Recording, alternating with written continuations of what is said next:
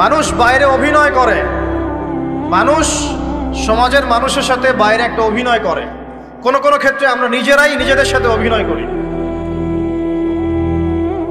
কথা সাহিত্যিক হুমায়ুন আহমেদের নাম শুনেছেন? ইন্তেকাল করেছেন। তিনি তার বইয়ের মধ্যে লিখেছিলেন যে এই পুরো দুনিয়াটা হচ্ছে অভিনয়ের মঞ্চ। কথা সাহিত্যিক তিনি বলছেন তার মতো করে এই পুরো দুনিয়াটাই অভিনয়ের মঞ্চ, আর আমরা সবাই নিজ নিজ জায়গায় অন্যের সাথে অভিনয় করছি। কোনো কোনো ক্ষেত্রে আমরা নিজেরা নিজেদের সাথে অভিনয় করছি। তিনি বলছিলেন আমরা সবাই অভিনেতা, আর সবচেয়ে বড় অভিনেতা হচ্ছে পলিটিশিয়ানরা, কারণ তাদেরকে অনেক বড় মঞ্চে অভিনয় করতে হয়। এটা আমার কথা না, হুমায়ুন আহমেদের কথা, পড়ে দেখেন। তো আল্লাহ পাক পাঠিয়েছেন তার ইবাদত করতে, আর এই বস্তুবাদী জগৎ আমাদেরকে ভুলিয়ে দিল কিভাবে? কয়েকটা প্রলোভন দিল। প্রথম প্রলোভন হচ্ছে টাকা, তারপরে জীবনে কি করব প্রতিষ্ঠিত হওয়ার চিন্তা, তারপরে চাই আরো চাই এই একটা আকীদা দর্শন, তারপরে আমার স্ত্রী সন্তান আহার পরিবারের কি হবে, আর আরেকটা দর্শন আছে, এটাকে বলে চারবাক দর্শন। এবং দুঃখের সাথে বলতে হয় আমাদের রবীন্দ্রনাথ ঠাকুর কিন্তু এই দর্শনের মানুষ ছিলেন। চারবাক কিরকম? তার কবিতা পড়লে দেখবেন লেখা আছে, দুহাতে যা পাও হাত পেতে নাও, দুহাতে যা পাও হাত পেতে নাও, বাকির খাতা শূন্য থাক, বাকির খাতা শূন্য থাক। ঠিক চারবাক দর্শন। এটা ফিলোসফি পড়েছেন, এখানে অনেক টিচারও আছেন আমি জানি, তারা এই কথাগুলো বুঝবেন। চারবাক দর্শন কেমন? ঋণ করে ঘি খাও, ঋণ করে ঘি খাও, যতদিন বাঁচবে সুখে বাঁচবে, এটা হলো চারবাক দর্শন। তো দুহাতে যা পাও হাত পেতে নাও, বাকির খাতা শূন্য থাক, মিল আছে না? ঋণ করে হলো ঘি খান, যেভাবে হোক ঘি খান আপনি, মানে ঋণ করে হলো ঘি খান, যতদিন বাঁচবেন সুখে বাঁচবেন। তাহলে এই দর্শনগুলো বস্তুবাদী না? বুঝতে পারছেন কিনা? ম্যাটেরিয়ালিজম, বস্তুবাদিতা, মানে আপনি চোখের সামনে যা দেখছেন এই দুনিয়া যেভাবে হোক অর্জন করে নেন, বাকির খাতা শূন্য থাক। ইসলামিক কনসেপ্ট এ টোটাল ডিফারেন্ট কনসেপ্ট। ইসলামের ঈমান, আকীদা, ইসলাম, পরকাল, মুহাম্মদ সাল্লাল্লাহু আলাইহি ওয়াসাল্লামের আদর্শ সম্পূর্ণ ডিফারেন্ট। আমরা বলি কি এই দুনিয়াতে আমরা মুসাফির, দুনিয়াতে আমরা কি মুসাফির, কে কতদিন থাকবো কোনো ঠিক নাই। নবীজি বলছেন, হে আব্দুল্লাহ বিন ওমর, তুমি দুনিয়াতে মুসাফিরের মতো থাকো, সকালবেলা উঠলে সন্ধ্যার অপেক্ষা করো না, সন্ধ্যাবেলা হলে সকালের অপেক্ষা করো। দর্শনের মধ্যে কত পার্থক্য না? আকাশ পাতাল পার্থক্য না? এখন যদি এই বস্তুবাদী দর্শন দিয়ে আপনি চলাফেরা করেন, তাহলে তো আপনার লাইফের অ্যাম্বিশন হবে একটা ফ্ল্যাট, আর ওটা এনি হাও আপনাকে অ্যাচিভ করতে হবে, legal way or illegal way, আপনাকে অ্যাচিভ করতেই হবে, যেহেতু আপনার মোটিভটা হচ্ছে ম্যাটেরিয়ালিজম, বস্তুবাদিতা। আর নবী সাল্লাল্লাহু আলাইহি ওয়াসাল্লাম কি বলছেন? সকালে ঘুম থেকে উঠলে সন্ধ্যার অপেক্ষা করো না, সন্ধ্যাবেলায় থাকলে সকালের অপেক্ষা করো না। তুমি দুনিয়াতে মুসাফিরের মতো থাকো, তোমার যতটুকুতে দুনিয়া চলে যায় এতটুকুতে সন্তুষ্ট থাকো। নবীজি আরো বলছেন, তুমি কখনো উপরের দিকে চোখ দিয়ে হেঁটো না, রাস্তায় যখন হাঁটবে উপরের দিকে দেখো না। লা তানজুরু ইলা মান হুয়া আসফালা মিনকুম, যারা তোমাদের উপরে আছে ওদের দিকে দেখো না, বরং তুমি দেখো যে তোমার নিচে কারা আছে। আবার বলছি, নবীজি বলছেন, তোমরা হাঁটবে যখন রাস্তায় চলাফেরা করবে, তোমাদের উপরের দিকে দেখবে না, তোমাদের উপরে কারা আছে। অলওয়েজ দেখবা তোমাদের নিচে কারা আছে, তোমাদের চেয়ে খারাপ কারা আছে। এক ভাইকে আপনি দেখবেন আপনি সুস্থ, তার হাত নাই। আরেক ভাইকে দেখবেন আপনি সুস্থ, তার চোখ নাই। এক ভাইয়ের পা প্যারালাইজড হয়ে গেছে, এক ভাইয়ের বডি প্যারালাইজড, একজন হার্টের রোগী, একজন ডায়াবেটিসের রোগী। আপনি সুস্থ আছেন, অথচ ওই ব্যক্তির অনেক টাকা পয়সা আছে, আপনার নাই। এখানে কে ধনী বলেন দেখি, আপনি না সে? আপনার সুস্থতা আছে। আরেক ভাইয়ের অনেক বড় বড় ফ্ল্যাটস, কিন্তু আপনার এতটুকু নাই, ছোট্ট একটা বাসা। আপনার কষ্ট লাগে, আমারও যদি এমন হতো। ওই বাসায় গিয়ে দেখলেন যে ইন্টারনালি সে ব্যক্তি সুখে নাই, তার পরিবারে অশান্তি, হৃদ্যতা, ভালোবাসার বন্ধন নাই, আপনার পরিবারে আছে। একটা রিক্সাওয়ালা সারাদিন রিক্সা চালিয়ে 500-1000 টাকা আর্ন করে বাসায় চলে গেল, গিয়ে বাসা আলু ভর্তা, ডিম ভাজা, ডাল দিয়ে ভাত খাচ্ছে, সুখে আছে দিব্যি, বউয়ের সাথে গল্প করছে, চাঁদ দেখছে। আর সেই তো কবে আপনি ওয়াইফ কিনে চাঁদ দেখেছেন ঠিক নাই। আপনি টাকা অর্জন করার নেশায় বছরের পর বছর স্ত্রী থেকে দূরে আছে, দেখারই সৌভাগ্য হয় না। আসলে সুখ কাকে বলে? সুখটা কি জিনিস? ঢাকাবাসীকে সুখ বোঝানো দরকার।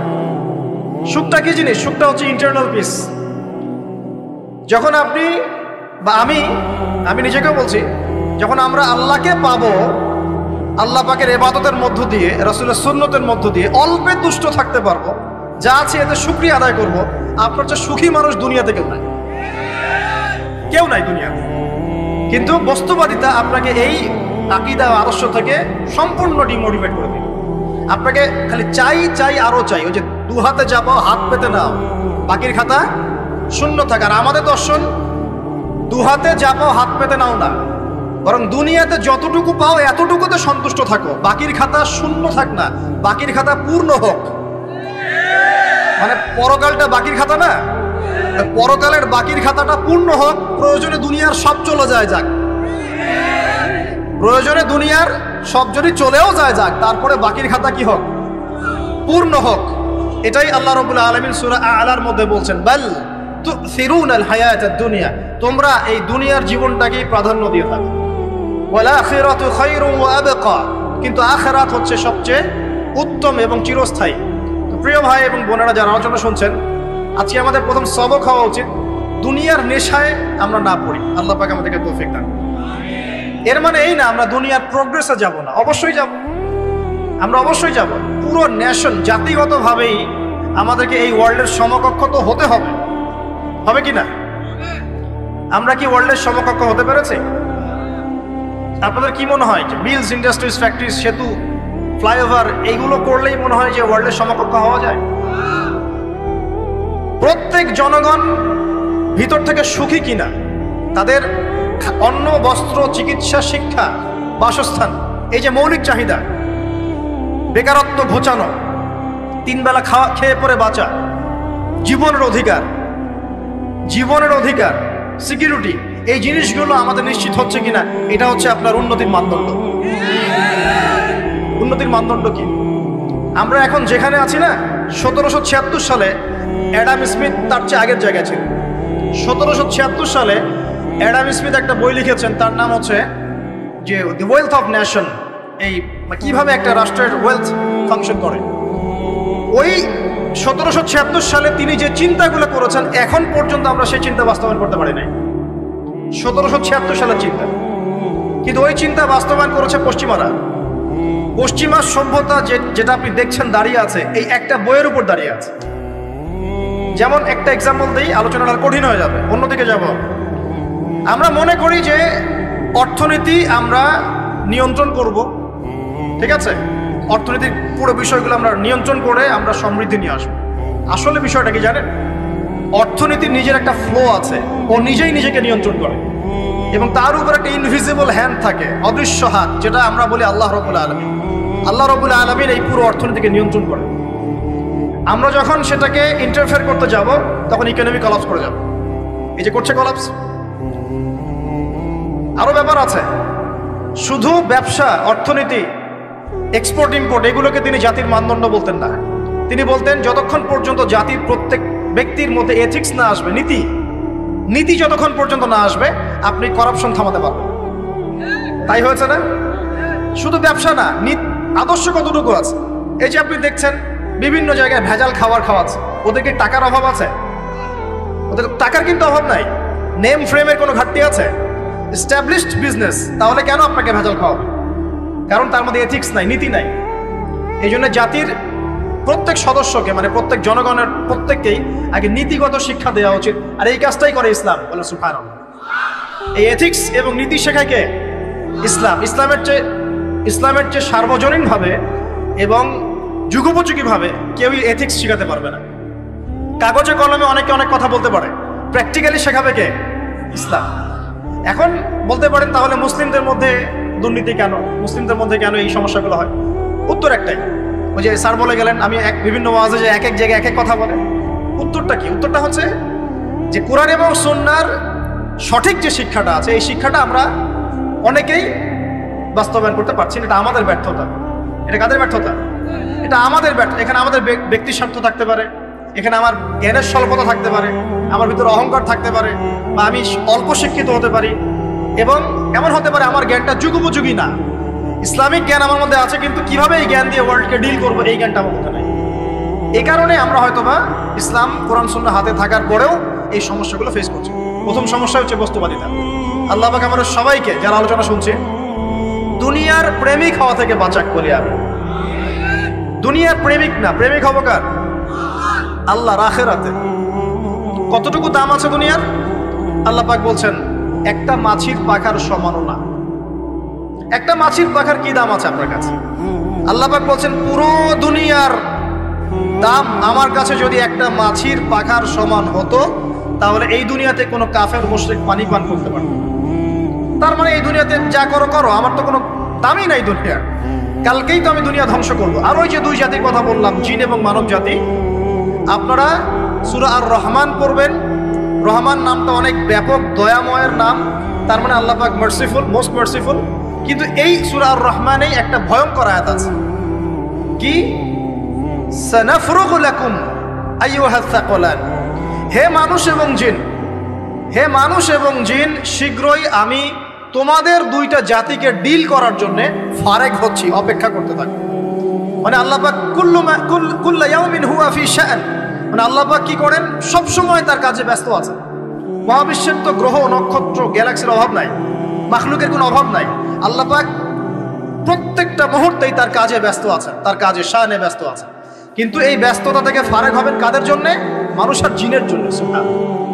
মানুষ আর জিনের জন্য আল্লাহ পাক বলেন সানাফরুগু লাকুম আইয়ুহাস সাকলান। দাঁড়াও, দুনিয়ার মধ্যে এইসব করে বেড়াচ্ছ, তোমাদের দুই জাতির জন্য আমি অচিরে ফারেক হব ইনশাআল্লাহ।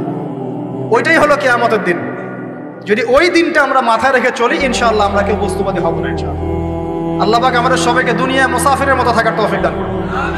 আমরা উন্নতি করব, অবশ্যই অগ্রগতি করব, আমরা সবকিছুই করব, কিন্তু দুনিয়ার পূজায় ডুবে যাব না। এটা একটা বড় চ্যালেঞ্জ। মানে মধ্যমপন্থী থাকতে হবে, না একদম গোলালু মার্কা আর না চরমপন্থী, মাঝামাঝি থাকার চেষ্টা করতে হবে। আল্লাহ তৌফিক দান করবেন। ঢাকাবাসীর জন্য এর চেয়ে বড় কোনো নসিহত হতে পারে না। ঢাকা থেকে, ঢাকার মতো যত মানে সিটিজ, মেগা সিটিজ আছে সারা ওয়ার্ল্ডে, তাদের জন্য এটাই প্রথম নসিহত, বস্তুবাদিতা ত্যাগ করতে হবে। বস্তুবাদিতা। আল্লাহ পাক আমাদের সবাইকে বাকির খাতা পূর্ণ করার তৌফিক দান করুন। এখন একটা লক্ষ্য পেলাম, কি জন্য দুনিয়া এসেছি? আল্লাহর ইবাদত করার জন্য। এখন অনেকে ভুল বুঝে প্রশ্ন করতে পারে, তাদের জ্ঞানের স্বল্পতা। আমি ওদেরকে দোষারোপ করবো না, কারণ আমাদের শিক্ষার সমস্যা আছে। আমরা তো সবার মাঝে ইসলামিক সার্বজনীন শিক্ষা দিতে পারছি না। এই কারণে অনেকে প্রশ্ন করতে পারে, তাহলে কি সারা জীবন আল্লাহ বিল্লাহি করতে হবে? আমি কি সারা জীবন তাসবিহ তাহলিল জিকির আজকার নামাজি পড়ে বেড়াবো? তাহলে এটা হলো তার ভুল বুঝ। এই আয়াত সম্পর্কে ভুল ব্যাখ্যা। সঠিক ব্যাখ্যাটা কি? সঠিক ব্যাখ্যা হচ্ছে সূরা হাশরের 7 নম্বর আয়াত। কত নম্বর? সূরা হাশর 7 নম্বর আয়াত। আল্লাহ পাক বলছেন ওয়ামা আতাকুমুর রাসূলু ফাখুযুহু। রাসূলুল্লাহ সাল্লাল্লাহু আলাইহি ওয়াসাল্লাম তোমাদেরকে যা যা দিয়েছেন সব নিয়ে নাও। ওয়ামা নাহাকুম আনহু ফান্তাহু। রাসূল যা থেকে বিরত থাকতে বলেছেন সমস্ত বিষয় থেকে দূরে থাকো।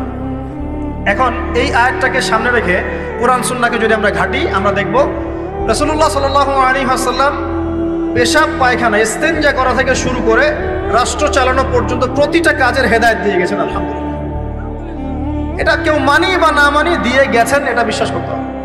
আমল করতে পারি বা না পারি, নবী দিয়ে গেছেন, বিশ্বাস করতে হবে। দলিল চাচ্ছেন, আপনি সহিহ বুখারী খোলেন, মুসলিম খোলেন, তিরমিজি, নাসাই, আবু দাউদ এগুলো খোলেন, দেখবেন আপনি ইস্তেনজা করবেন কিভাবে, বসবেন কিভাবে, ঢোকার সময় কোন পা দিয়ে ঢুকবেন, বের হওয়ার সময় কোন পা দিয়ে বের হবেন, ইস্তেনজা করার সময় কথা বলতে পারবেন কিনা, কতটুকু বলতে পারবেন, গোসল কেমন করে করবেন, ওযু কিভাবে করবেন, আপনি আগে কি পা থেকে শুরু করবেন নাকি হাত থেকে শুরু করবেন, কিভাবে নামাজ পড়বেন, আগে গিয়ে কি সিজদা করবেন নাকি ইকামত হবে, আজান হবে, আল্লাহু আকবার তাকবীর দিবেন, কিভাবে নামাজ শেষে বের হয়ে আপনি ব্যবসায় চলে যাবেন, কিভাবে আপনি ব্যবসা করবেন, কিভাবে চাকরি বাকরি করবেন, সমাজের মানুষের সাথে মেলামেশা করবেন, মানুষকে দিনের দাওয়াত দিবেন, ইভেন কিভাবে আপনাকে যদি আল্লাহ ক্ষমতা দেন আপনি কিভাবে সোসাইটি মেনটেন করবেন, সমাজ এবং রাষ্ট্র মেনটেন করবেন, প্রতিটা হেদায়েত খুঁটিনাটি কোরআন এবং সুন্নাহ দিয়েছে আমাদেরকে। এই বিশ্বাস আগে রাখতে হবে। এই বিশ্বাস না রাখলে কেউ মুসলিম হতে পারবে না। I am very sorry to say, এই বিশ্বাস না করলে কেউ মুসলিম হতে পারবে না। আগে বিশ্বাস, তারপরে কাজ করতে পারেন কিনা সেটা পরের ইস্যু। এবং আমি বলে দিচ্ছি, এই যুগে আপনি 100% পারবেন না। সিম্পল। এ যুগে আপনি 100% পারবেন না, এটা স্বাভাবিক। কারণ এই পুরো বিশ্বটা তো ইসলামাইজড না। পুরো বিশ্ব কি ইসলামাইজড? বরং পুরো বিশ্বটা কুফরের উপর আছে। কিসের উপর আছে? পুরো ওয়ার্ল্ডটাই কুফরের উপর আছে, পুরো ওয়ার্ল্ডটাই। একটা এক্সাম্পল আমি প্রমাণ করতে পারি, একটা এক্সাম্পল খালি। আল্লাহ পাক বলছে সূরা মুলক, রাতের বেলা পড়তে হয় না সূরা মুলক?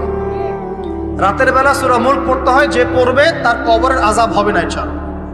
কবরের আযাব থেকে আল্লাহ পাক তাকে বাঁচাবেন ইনশাআল্লাহ। সূরা মুলক তেলাওয়াত করতে হবে রাতের বেলা। এই সূরার প্রথম আয়াতে আল্লাহ বলেছেন তাবারাকাল্লাযী, বরকতময় সেই আল্লাহ, বিয়াদিহিল মুলক, যার হাতে পুরো মহাবিশ্বের ক্ষমতা। কার ক্ষমতা? তাবারাকাল্লাযী বিয়াদিহিল মুলক, বরকতময় সেই আল্লাহ যার হাতে পুরো মহাবিশ্বের ক্ষমতা, সার্বভৌমত্ব। ক্ষমতার বাংলা কি বলতে পারি আমরা? এটাকে ইংরেজিতে আপনারা কি বলেন? আপনারা বলেন সভরেন্টি। কি বলেন? সভরেন্টি বিলংস টু আল্লাহ। এখানে সভরেন্টি বিলংস টু কি? আল্লাহ। কিন্তু এই পুরো বিশ্বের সার্বভৌমত্বের মালিক কি এখন আল্লাহ বাকি আছে? মানুষ নিজের হাতে নিয়ে নিয়েছে। কথা বুঝতে পারছেন না? পুরো বিশ্বে আল্লাহর সার্বভৌমত্ব চলে এখন, মানুষের সার্বভৌমত্ব চলে এখন। তো পুরো ওয়ার্ল্ডটাই কুফরের উপর আছে না? বিশ্বটাই কুফরের উপর। এখন বাদ দেন, এই ওয়ার্ল্ডে আপনি 100% ইসলাম ডিল করতে পারবেন না, সিম্পল। কিন্তু আগে বিশ্বাস করেন যে একদম টয়লেট থেকে শুরু করে আসমান পর্যন্ত সবকিছুই হেদায়েত কোথায় আছে? কোরআন শুনে আছে কি নাই? এখন মানতে পারি না, সেটা আলাদা ইস্যু। কেউ বিশ্বাস করেছে, মানতে পারে না, আল্লাহ তাকে মাফ করে দিবে ইনশাআল্লাহ। বিশ্বাস করেছি, মানতে পারিনি, আল্লাহ মানে বিশ্বাস করেছি, আমল করতে পারি নাই, হে আল্লাহ আমল করতে গিয়েছি, প্রতিবন্ধকতা পেয়েছি, সমাজ এমন ছিল না, বিশ্ব এমন ছিল না, আমি পারি নাই, আল্লাহ মাফ করে দাও। ইনশাআল্লাহ আল্লাহ মাফ করে দেবে ইনশাআল্লাহ। কারণ আল্লাহ পাক বলেছেন, কারো আমল নামায় যদি শিরকের পাপ না থাকে, যে কোনো গুনাহ আল্লাহ যাকে ইচ্ছা মাফ করে দেবে। আমল নামায় এখানে শিরকের পাপ রাখা যাবে না, যে কোনো গুনাহ আল্লাহ যাকে ইচ্ছা মাফ করতে পারেন। বুঝাচ্ছি, মনে করেন একজন জেনা করেছেন, আল্লাহ মাফ করুন। ওই জেনাকার ব্যক্তি যদি বিনা তওবাতেও মারা যায়, তওবা করে নাই, বিনা তওবাতেও মারা যায়, কাল কিয়ামতের মাঠে আল্লাহ পাক তাকেও মাফ করতে পারেন। আল্লাহু আকবার। কিন্তু একজন ব্যক্তি শিরক করেছে, তওবা না করে মারা গেছে, আল্লাহ তাকে মাফ করবে। এখন শিরকের পাপ ছাড়া যে কোনো পাপ আল্লাহ মাফ করবেন ইনশাআল্লাহ। সো আগে আকীদা পোষণ করি যে হ্যাঁ, কোরআন সুন্নাহয় সবকিছুর সমাধান আছে আলহামদুলিল্লাহ। এখন আমি আমল করতে গিয়ে হয়তো পারছি না, এখন আমার বিশ্বাস চলমান বিশ্বের সাথে সাংঘর্ষিক হচ্ছে, এবং এই বিশ্বাসকে দমিয়ে দেওয়ার জন্য কি করা হচ্ছে? এই বস্তুবাদিতার মতো আদর্শগুলো আপনার সামনে তোলা হচ্ছে। এখানে উত্তরটা কি? এখানে উত্তরটা হচ্ছে, দেখুন, ইবাদত মানে শুধুমাত্র নামাজ, রোজা, হজ, যাকাত নয়। ইবাদত মানে শুধুমাত্র নামাজ, রোজা, হজ, যাকাত নয়, বরং আমার জীবনের প্রতিটা সেক্টরই ইবাদত বলে কাউন্ট হবে যদি আমি সেই কাজটাকে নবীর সুন্নাত অনুযায়ী করতে পারি। আমার কথা কি বুঝতে পারছেন? এই হলো ব্যাখ্যা, ওয়ামা খালাকতুল জিন্না ওয়াল ইনসা ইল্লা লিয়াবুদুন। আমি জিন আর মানুষকে শুধু আমার ইবাদত করার জন্যই সৃষ্টি করেছি। আপনার ইস্তেনজা করাটা ইবাদত। সুবহানাল্লাহ। আমার ইস্তেনজা করা কার প্রয়োজন? আমার না ইসলামের, না আল্লাহ পাকের? ইস্তেনজা কার জন্য করি? আমার প্রয়োজন। আমাকে এখন ইস্তেনজা করতে হবে, কষ্ট দিচ্ছে আমাকে। খাবার খাবেন, কার জন্য খাচ্ছেন? আমার জন্য নয় কি? আমার জন্য। আপনি ব্যবসা করছেন, কার জন্য? আমার জন্য, আমার স্ত্রী সন্তান, আমার পরিবারের জন্য। আপনি সমাজ চালাচ্ছেন কার জন্য? আপনার জনগণের জন্য। এখানে স্বার্থ কার? মানুষের না আল্লাহ? আমার স্বার্থ, আমার স্বার্থে আমি এই সব কাজগুলো করব, নবীর সুন্নাহ অনুযায়ী করব, তাহলে দুনিয়াবি কাজগুলোতেও আল্লাহ পাক নেকি দিয়ে দিবেন ইনশাআল্লাহ। কেমন দুনিয়াবি কাজ? স্ত্রী সহবাস করা, স্ত্রীর সাথে ভালোবাসা, প্রণয় বিনিময়। আপনি স্ত্রীর দিকে তাকিয়েছেন, নেকি হয়েছে। স্ত্রীর হাতটা ধরেছেন, নেকি হয়েছে।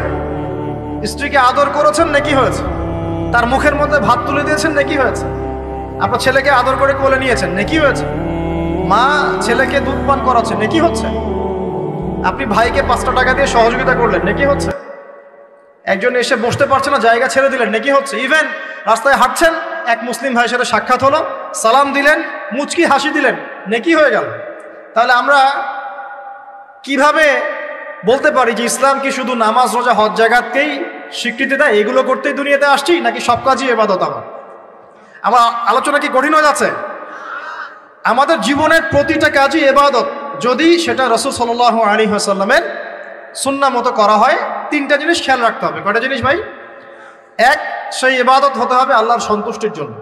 এই যে আমি স্ত্রীর মুখে ভাত তুলে দিচ্ছি, তার কাছ থেকে কিছু পাওয়ার আশায় নয়, আমি দিচ্ছি আল্লাহর সন্তুষ্টির জন্য।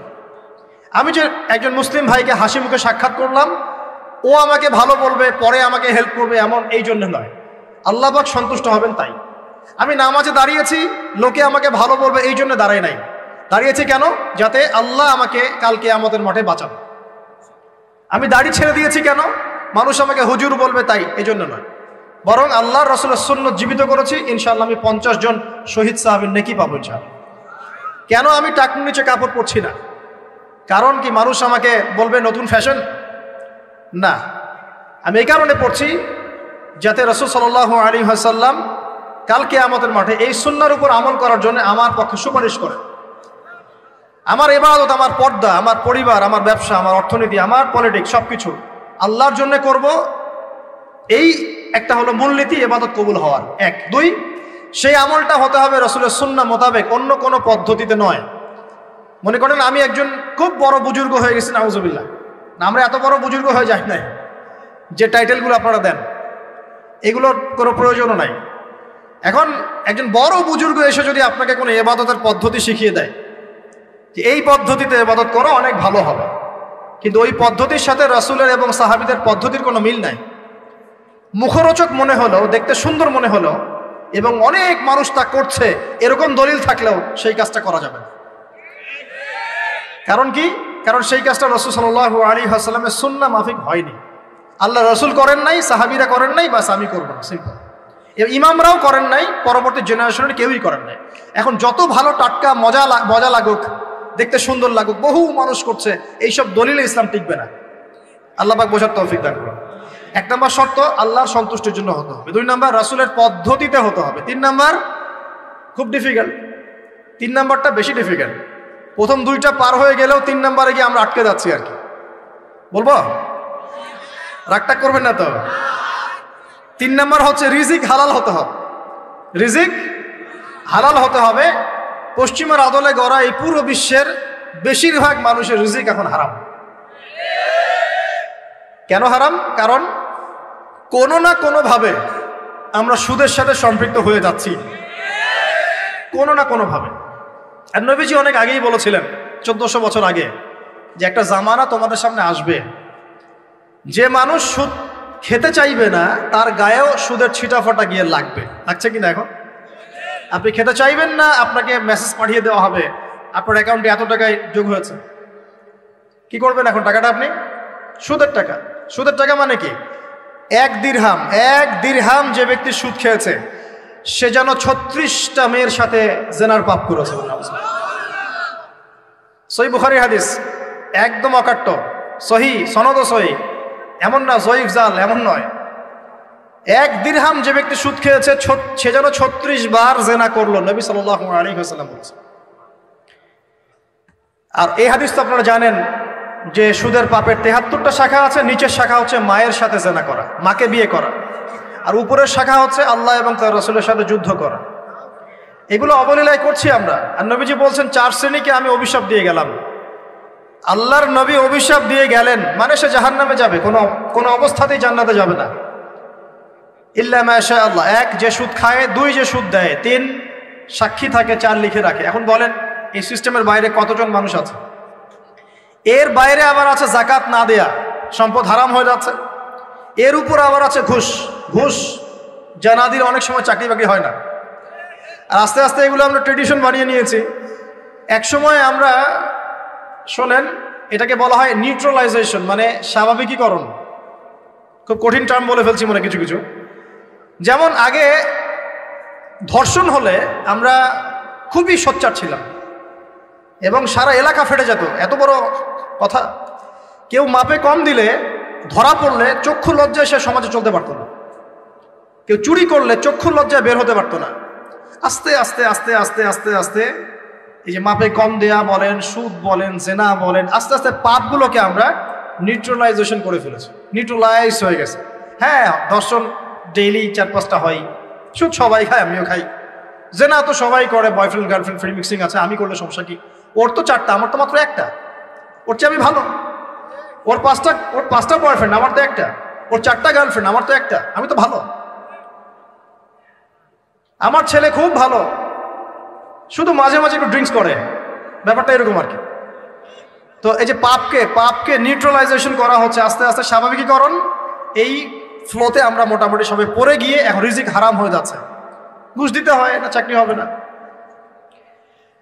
আবার দেখেন, জাকাত না দেওয়ার মধ্য দিয়ে রিজিক হারাম করে ফেলছি, সুদ খাওয়ার মধ্য দিয়ে করছি, ঘুষ নেওয়ার মধ্য দিয়ে করছি, কোনো কোনো ক্ষেত্রে করাপশন, অন্যের সম্পদ আত্মসাতের মধ্য দিয়ে করছি। এর বাইরে যারা ব্যবসা করছি, আমরা যে দুধে দেওয়া তুলসী পাতা এমনও নয়, কোনো কোনো সময় মাপে কম দিচ্ছি। এই যে টাটকা জিনিস বলে ভেজাল খাওয়াচ্ছি, 3 দিনের বাসি তেল দিয়ে ইফতার রান্না করে খাওয়াই দিবে, বলবে একদম টাটকা জিনিস। রমজান মাস আসছে সামনে না, কত যে মানুষ বের হবে যারা তারাবির নামাজ পড়বে একদম 20 রাকাত, ওখানে রাকাত নিয়ে ঝগড়া হবে। ঠিক ওরাই যখন দেখবেন বিকালে দুপুরে ইফতার বিক্রি করবে, বিভিন্ন পণ্য বিক্রি করবে, দেখবেন যে দুনিয়ার বাসি পচা আপনাকে খাওয়াই দিবে। এই শ্রেণীর মানুষের ধারণা যে লা ইলাহা ইল্লাল্লাহ শুধু মসজিদে আছে, বাজারে নাই। এটা ধারণা, লা ইলাহা ইল্লাল্লাহ মুহাম্মাদুর রাসূলুল্লাহ, এটা মসজিদে আছে, বাজারে সমাজে অন্য জায়গায় নাই। এটা তাদের ধারণা। তাদের এই ধারণা অচিরেই ভাঙবে যখন মৃত্যুর দূত চলে আসবে। তখন বুঝবে লা ইলাহা ইল্লাল্লাহ একটা সার্বজনীন কালিমা, যেটা জীবনের সব ক্ষেত্রেই চলতে হবে। আল্লাহ পাক আমাদেরকে বোঝার তৌফিক দান। তো ব্যবসা করছি আলহামদুলিল্লাহ, অ্যাটলিস্ট সুদ খাচ্ছি না। তবে এতটুকু মনে রাখবেন, ব্যবসায়ীদের অসততার কারণে, আমানতের খেয়ানতের কারণে একটা আযাব আসে। হাদিসের মধ্যে আসছে একটা আযাব আসে। নবীজি বলেছেন, যখন একটা জাতির ব্যবসায়ীরা মাপে কম দেওয়া শুরু করে, মিথ্যা কসম করে পণ্য বিক্রি করা শুরু করে এবং আমানতের খেয়ানত করে, তখন ওই জাতির উপর দুর্ভিক্ষ চাপিয়ে দেওয়া হয়। কি চাপিয়ে দেওয়া হয়? দুর্ভিক্ষ চাপিয়ে দেওয়া হয়। মনে করছেন যে হয়তো দুর্ভিক্ষ নাই, পুরো ওয়ার্ল্ড ওয়াইড একটা নীরব দুর্ভিক্ষ চলছে এখন আস্তে আস্তে। সকালে একটু আগে বলেছিলাম না, গরিব মানুষ আলু ভর্তা, ডাল আর ডিম ভাজা দিয়ে ভাত খেত আগে। এখন তারা বলে আমরা ডিমই দেখতে পারি না চোখে। ডিমও খাওয়ার এখন সামর্থ্য হচ্ছে না অনেকেরই। আপনি শোনেন, আমি একটা জব করতাম, মনে করেন স্যালারি পেতাম 5,000 টাকা, এখন পাচ্ছি 10,000 টাকা। কিন্তু 10,000 টাকা স্যালারি পাওয়ার পরেও আগে 5,000 টাকা দিয়ে আমি সংসার চালাতে পারতাম, এখন 10,000 টাকা দিয়ে পারছি না। কারণ কি? কারণ হচ্ছে মুদ্রাস্ফীতি, দ্রব্যমূল্যের ঊর্ধ্বগতি, এর পাশাপাশি আছে আমানতের খেয়ানত করা, করাপশন এবং কিছু অসৎ ব্যবসায়ীর এই দুরভিসন্ধি। এসবের কারণে সাফার করছি কারা? আপনি তো সাফার করবেন না, কারণ আপনার তো ফ্ল্যাট আছে বড়। আপনি তো সাফার করবেন না, বিকজ আপনার আমার তো 3 বেলা খাওয়ার টাকা পয়সা আছে। এই যে আমি এসেছি, আমাকে ভালো অঙ্কের হাদিয়া দিচ্ছি, আমি তো সাফার করবো না। সাফার কে করবে? সাফার করবে রিক্সাওয়ালা ভাই, ভ্যানওয়ালা ভাই, এই যে রাস্তাঘাটে যারা আশপাশে বাসা করে আছে, যারা দারিদ্র্য সীমার নিচে আছে। এদের সংখ্যা কত আপনার মনে হয়? মিনিমাম 3 থেকে 4 কোটি মানুষ আমাদের দেশের মধ্যে। মনে হচ্ছে পপুলেশনটা কম? উমর রাদিয়াল্লাহু আনহু বলতেন, আমি ভয় করি যদি আমার অধীনে একটা মেষপালক, মানে যে মেষ চড়ায়, এই মেষপালক এবং তার মেষ যদি না খেয়ে মারা যায়, আমি ভয় করি আল্লাহ কাল কিয়ামতের মাঠে আমাকে দাঁড় করিয়ে বলবেন, হে ওমর, তোমার তত্ত্বাবধানে এই ব্যক্তি না খেয়ে মরল কেন? এগুলো হিস্ট্রি হয়ে গেছে জাদুঘরে। এগুলো কোথায়? যা মিউজিয়ামে, হিস্ট্রি মিউজিয়ামে। কিন্তু এটাই ইসলাম। এখন সলিউশন কি? একটু এই জায়গায় কথা বলে সামনে যাই, একটু মনোযোগ দেন। সলিউশনটা কি? প্রথম কথা হচ্ছে আমাদের সবাইকে আমানতদার হতে হবে ভাই, প্লিজ। যে যার জায়গা থেকে আমানতের পরিচয় দিয়ে আল্লাহ পাক তৌফিক দান করুন। 2 নাম্বার, অল্পে তুষ্ট থাকার চেষ্টা করতে হবে। অল্পে তুষ্ট থাকার চেষ্টা করি, আল্লাহ তৌফিক দান করুন। 3 নাম্বার, কোনো প্রকার সম্পদ অপচয় করা যাবে না। কোনো প্রকার সম্পদ, না ব্যক্তিগত, না সোশ্যাল, না আমরা জনগণ, রাষ্ট্রীয় সম্পদ, কোনোভাবেই সম্পদ অপচয় করা যাবে না। আমরা প্রচুর অপচয় করি, প্রচুর। আমরা জনগণরাই করি। আমরা কি দুধে দেওয়া তুলসী পাতা মনে করছেন নাকি? জনগণ দুধে দেওয়া তুলসী পাতা মনে করছেন? কে বলেছে মাপে কম দিতে? ওকে সরকার ফোর্স করেছে? ও দিল কেন? কে পাপে এখানে? কার দোষ বলেন? আমরা অলওয়েজ আঙ্গুল উপরের দিকে, সবার আগে আঙ্গুল হবে এই দিকে, নিচের দিকে। আমরা অলওয়েজ মানুষের ফেস দেখার চেষ্টা করি। আগে ফেস দেখবো, আয়নায় নিজের ফেস, তারপরে মানুষের ফেস। আমরা মাপে কম দিই। আমরাই তো সুদ খাচ্ছি, আমরাই ঘুষ নিচ্ছি, আমরা দুর্নীতি করছি, আমরা মানুষের সম্পদ অন্যায়ভাবে হস্তক্ষেপ করছি, আমরা রাষ্ট্রের সম্পদ অপচয় করছি। আমরা সিগন্যাল দিয়েছে, আপনি মানলেন না, তো সিগন্যাল দিয়েছে মানলেন না, এখানে তো আপনি খেয়ারত করলেন। টোল দিয়েছে, টোল, আপনি ফুস করে গাড়িটা টান দিয়ে চলে গেলেন, আপনি তো খেয়ারত করলেন এখানে। এই ট্যাক্স তো রাষ্ট্রের পাওনা ছিল, দীর্ঘদিন বিল পড়ে আছে, আপনি দিচ্ছেন না বিল, ট্যাক্সের টাকা দিচ্ছেন না, বিল দিচ্ছেন, আপনি তো খেয়ানত করছেন। এই হিউজ অ্যামাউন্ট অফ যদি করাপ্টেড মানিগুলোকে এক জায়গায় করা যায় না, বাংলাদেশ হবে নিউ ইয়র্ক, একদম এক থেকে নিউ ইয়র্ক। বস্তুবাদিতার কথা বলছি, বস্তুবাদিতার দিক থেকে, কনস্ট্রাকশন এইসবের দিক থেকে আর কি, life first lane of life, এই দিক থেকে যে জিডিপি এরকম থাকবে যদি সব করাপশনের টাকাগুলোকে আপনি জড়ো করতে পারতেন। কিভাবে সম্ভব? কে নিবে এই উদ্যোগ? আল্লাহ পাক এমন ব্যক্তিত্ব উপর থেকে নিয়ে আসুন বলি আমিন। দোয়া করতে কোনো দোষ আছে? XYZ হুএভার হি ইজ, এটা বড় কথা না, বড় কথা হচ্ছে কার হাতে ইনসাফ প্রতিষ্ঠা হয়। আল্লাহ পাক তৌফিক দান, আল্লাহ পাক আমাদের সবাইকে তৌফিক দান, সবাইকে সবার জায়গা থেকে সৎ হওয়ার তৌফিক দান করুন। আল্লাহ পাক সবার আগে আমাকে সৎ হওয়ার তৌফিক দান করুন এবং আপনাদের সবাইকে সৎ হওয়ার তৌফিক দান করুন। আগে ভালো মানুষ হই, আগে ভালো মানুষ হই।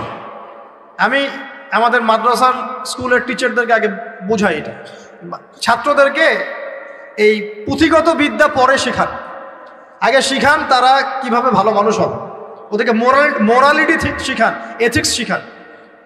বই পুস্তকে ডিগ্রি সার্টিফিকেট অর্জন করে আমি কি করব যদি আমি ভিতর থেকে মানুষ হতে না পারি? অনেক ডিগ্রি আছে আমার, কিন্তু আমি তো হিংসা করি মানুষকে, আমি আত্মঅহংকারে ভোগী, আমি অন্যের উন্নতি দেখতে পারি না, আমি মিথ্যা বলছি, প্রতারণা করছি, তাহলে আমি তো ভিতর থেকে পুঁথিগত বিদ্যায় দক্ষ হয়ে আল্লাহর কাছে পার পাবো না। পাবো? আল্লাহ পাক আমাদের সবাইকে ভিতর থেকে ভালো হওয়ার তৌফিক দান করুন বলি আমি। এটা করতে হলে প্রথম ট্র্যাক যেটা বললাম ভাই, দুনিয়ার নেশায় ডুবে যাওয়া যাবে না। দুনিয়াকে আমরা মনে করব দুনিয়া আমার প্রয়োজন, যতটুকু আমার হয়ে যায় সন্তুষ্ট থাকবে। আমরা অল্পতে তুষ্ট থাকার মানসিকতা লালন করি, আল্লাহ পাক তৌফিক দান করুন। এরপর দুনিয়ায় আসার উদ্দেশ্যটা মাথায় রাখবো, এসেছি কি করতে? আল্লাহর ইবাদত করতে। আর এই প্রশ্নের উত্তর আমরা বের করে নিয়ে আসলাম, ইবাদত মানে শুধু নামাজ রোজা হজ জাকাত নয়। ইবাদত মানে আমার জীবনের প্রতিটা কাজই ইবাদত। 3 শর্ত পূরণ করতে হবে। 1, আল্লাহর জন্য হতে হবে। 2, রাসূলের সুন্নাহ মাফিক হতে হবে। 3, আমাদের উপার্জনটা হালাল হতে হবে। এই হালাল এর কথা বলতে গিয়ে এই জায়গায় এসেছিলাম যে এই বিশ্বে হালাল খাওয়াটা খুব টাফ, কিন্তু অসম্ভব না। এখানে এই আয়াতের উপর আমল করলেই ইনশাআল্লাহ আল্লাহ মাফ করে দিবেন। সেটা হলো ফাত্তাকুল্লাহা মাসতাতা'তুম, ফাত্তাকুল্লাহা মাসতাতা'তুম। আল্লাহ পাক বলেছেন তোমরা সাধ্য মতো আল্লাহকে ভয় করো, তোমরা সাধ্য মতো ভয় করো। আমি বেঁচে থাকার চেষ্টা করি, আল্লাহ ওই চেষ্টাটাই দেখবেন ইনশাআল্লাহ। 3টা জিনিস আমি আপনাদের মধ্যে ঢুকিয়ে দিতে চাই আজকের লেকচারে, যেটা আমি নিজের মধ্যে নিয়ে চলি যেদিন থেকে ইসলামের বুঝ এসেছে ওই দিন থেকে। 1, স্বপ্ন। 1 কি? স্বপ্ন। আপনি স্বপ্ন দেখতে শেখেন, ড্রিম বিগ। আপনি বড় স্বপ্ন দেখতে শেখেন। স্বপ্ন দেখেন যে ইনশাআল্লাহ একদিন পুরো বাংলাদেশ কেন পুরো বিশ্বে ইসলামের জয় জয়কার হবে ইনশাআল্লাহ। কথিত ইসলাম না, প্রকৃত ইসলাম ইনশাআল্লাহ। কথিত আর প্রকৃত ইসলাম কিন্তু এক না। কথিত ইসলাম মানে ইসলামের নামে ধর্ম ব্যবসাও আছে, ইসলামের নামে মাজার পূজা আছে, ইসলামের নামে অনেক ভণ্ডামি আছে, আছে না? ইসলামের নামে অনেক কিছু চলে যেগুলো আসলে ইসলামের সাথে সম্পর্কিত না, মানুষ করছে, মানুষ ইসলাম মনে করে। আমরা কথিত ইসলামের কথা বলছি না, প্রকৃত ইসলামের কথা বলছি। কোন ইসলাম? যে ইসলাম রাসূল সাল্লাল্লাহু আলাইহি ওয়াসাল্লামের যুগে ছিল, সেই ইসলাম। যে ইসলাম আবু বকর সিদ্দিকের যুগে ছিল, যে ইসলাম উমর ইবনুল খাত্তাবের যুগে ছিল, যে ইসলাম উসমান আলী রাদিয়াল্লাহু আনহুমা তাদের যুগে ছিল, যে ইসলাম আদম থেকে নিয়ে মুহাম্মদ সাল্লাল্লাহু আলাইহি ওয়াসাল্লাম পর্যন্ত 1,24,000 নবী রাসূল আল্লাহর জমিনে প্রতিষ্ঠা করে গেছেন, ওই ইসলামের কথা বলছি। বড় স্বপ্ন দেখেন ইনশাআল্লাহ। এই স্বপ্নে আমিও একটা ভূমিকা রাখবো ইনশাআল্লাহ। এই স্বপ্নটা নিজের মধ্যে সেট করেন, তাহলে আপনার মধ্য দিয়েও ইসলাম একটা খেদমত পাবে ইনশাআল্লাহ। সবাই লেকচারার হবে না, কেউ হয়তো বই লিখবে, কেউ হয়তো ইসলামের জন্য গাইবে, ইসলামের জন্য কবিতা লিখবে, ইসলামের জন্য ইকোনমিক কোনো প্রজেক্ট লঞ্চ করবে, ইসলামের জন্য পলিটিক্যাল সেকশনে দুর্নীতি কমাই দেবে, ইসলামের জন্য হয়তো কেউ কনস্ট্রাকশনাল রেভলিউশনারি কাজ করবে, ইসলামের জন্য নেশনকে এগিয়ে নিবে। এমনকি ইসলামের জন্য নাম্বার স্বপ্নের সাথে সাথে লক্ষ্য স্থির করতে হবে। লক্ষ্য স্থির করতে হবে। লক্ষ্যটা কি? এই লক্ষ্য নিয়ে কথা বলতেই শুরু করেছে। লক্ষ্যটা হবে পরকাল। লক্ষ্যটা কি? লক্ষ্য একটাই, জান্নাত। লক্ষ্য কি? জান্নাত। এই লক্ষ্যে কাজ করতে গিয়ে যদি আল্লাহর পথে আপনাকে গালি খেতে হয়, সমালোচনা শুনতে হয়, আপনার শারীরিক, মানসিক, অর্থনৈতিক নির্যাতন সহ্য করতে হয়, দেখবেন আপনি মন থেকে সুকুন, শান্তি ফিল করছেন। এই পথে যদি হোঁচট খেয়ে পড়েও যান, শান্তি লাগবে, ভালো লাগবে যে আমি আল্লাহর জন্য করেছি, আল্লাহ আমাকে এটার আজর দিবেন। চাও মানুষ আমাকে অনেক ভালো বলছে, এর মানে এই নয় যে আমি জান্নাত পেয়ে গেছি। আবার মানুষ আমাকে ছিছি করছে, এর মানে এই নয় যে আমি জাহান্নামে চলে গেছি। প্রকৃত ভালো আর মন্দের মানদণ্ড আল্লাহ ফিক্স করবেন ইনশাআল্লাহ কাল কিয়ামতের মাঠে। ফামান যুহজিহা আনিন নার ওয়া উদখিলাল জান্নাতা ফাকাদ ফাজ। ওই দিন আল্লাহ পাক যাদেরকে জাহান্নামের আগুন থেকে বাঁচাবেন, জান্নাতে ঢোকাবেন, একমাত্র তারাই সফল, আর কেউ সফল নয়। আমি বলি এই আয়াত হচ্ছে, দিস আয়াত is the definition of success. এই আয়াত হচ্ছে সাফল্যের সংজ্ঞা। এই যে সাফল্য সাফল্য বলি আমরা, বাবা তোমাকে সফল হতে হবে, মা তোমাকে সফল হতে হবে, হ্যাঁ, what is the definition of success? আপনারা কি মনে করেন সাফল্যের সংজ্ঞা কি? দিস আয়াত, এই আয়াত সূরা আলে ইমরান, দ্য ভার্স নাম্বার 185, 185 নম্বর আয়াত সূরা আলে ইমরান। এই আয়াতটা হচ্ছে দ্য ডেফিনেশন অফ সাকসেস, সাফল্যের সংজ্ঞা। ফামান যুহজিহা আনিন নার ওয়া উদখিলাল জান্নাতা ফাকাদ ফাজ। যাকে জাহান্নামের আগুন থেকে কাল কিয়ামতের মাঠে বাঁচানো হবে এবং জান্নাতে ঢুকিয়ে দেওয়া হবে, বাস সে ব্যক্তি সফল, আর কেউ সফল না। এই বিশ্বে বহু বড় বড় মানুষ চলে গেছে, ফেরাউন এবং নমরুদ, আবু জেহেল, আবু লাহাব, উতবা, সাইবা, হ্যাঁ, মঙ্গলরা চলে গেছে, আলেকজান্ডার দ্য গ্রেটের আমল ছিল, হ্যাঁ, কত বড় বড় হিস্ট্রি, রোমকরা ছিল, গ্রিকরা ছিল, পার্সিয়ানরা ছিল, ছিল না? সভ্যতা পড়েছেন তো এগুলো, হিস্ট্রিগুলো। চাইনিজদের সভ্যতা ছিল, রাশিয়ান কন্টিনেন্ট ছিল, কত বড় বড় সভ্যতা পৃথিবী থেকে চলে গেছে। এগুলো তো আমরা জানি। আর যেগুলো কোরআন বলেছে, নুহের জাতি, আদ, সামুদ, মাদিয়ান, কওমে লূত, কত জাতি পৃথিবী থেকে চলে গেছে। আমরা তো শেষের দিকে আছি। মানে আমাদের আর কিয়ামতের মাঝখানে ডিস্টেন্স হচ্ছে আসর থেকে মাগরিব পর্যন্ত সময়। এই উম্মত এবং কিয়ামতের মাঝখানে ডিস্টেন্স হচ্ছে আসরের নামাজ থেকে মাগরিব পর্যন্ত সময়। নবীজি বলছেন এরকম, এই আঙ্গুল থেকে এই আঙ্গুল যেমন দূরত্ব, আমার আর কিয়ামতের মাঝখানে এতটুকু দূরত্ব। তো হিস্ট্রি তো শেষ, আমরা শেষের দিকে আছি। শেষের দিকে আসবে দাজ্জাল, ইয়াজুজ মাজুজ, ঈসা ইবনে মারইয়াম, ইমামুল মাহদি। আস্তে আস্তে ইসলামী খেলাফা রিস্টোর হবে, মানুষ আবার খারাপ হবে, ওদের সামনে কিয়ামত হবে। That's all. পশ্চিম দিক থেকে সূর্য উঠবে, এগুলো বাকি আছে। আর ভূমিকম্প, কিছু ভূমিকম্পের বছর, বড় বড় কিছু প্রাকৃতিক বিপর্যয় বাকি আছে। এই ব্যক্তি সফল হতে পারবে না যদি কাল কিয়ামতের মাঠে জাহান্নাম থেকে বাঁচতে না পারে। যদি সে কাল কিয়ামতের মাঠে জাহান্নাম থেকে বাঁচতে পারে, জান্নাতে যেতে পারে, সে সফল ইনশাআল্লাহ। আমি একটা এক্সাম্পল দিচ্ছি।